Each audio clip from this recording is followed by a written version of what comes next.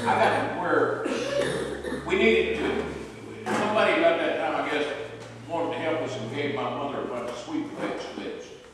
We had a big sawdust pile down there in the creek. She put those sweet potato slips in that sawdust pile. Well, they flourished in there. We didn't think it would, but they, and it got to where you could go down there and just reach your hand down in that moist sawdust and pull up any kind of sweet potato you want. White ones, pink ones, you name it, they were all in there.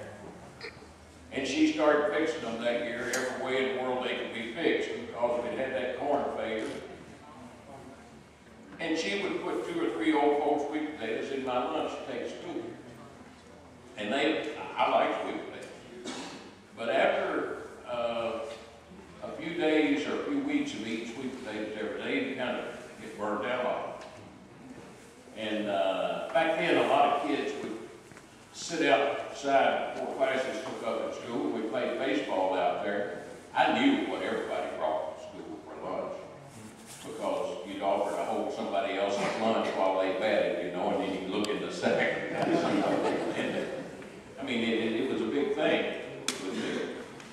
And so I knew that the heaviest thing anybody brought there in my class was 2 pieces of golden brown fried chicken and one of these fried apple pies.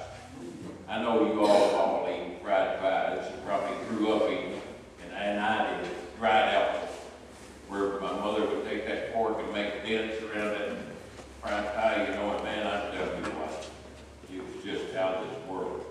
Well, one boy brought that for every day. And I never was, I always hated thievery, couldn't stand it, and I never stole anything, but on the way into school one morning, I decided that it wouldn't hurt for me to swap lunches with somebody if I got the chance. And there was a big plank at the side of the coat hall where people would put their lunches up there and put their coats under their lunch.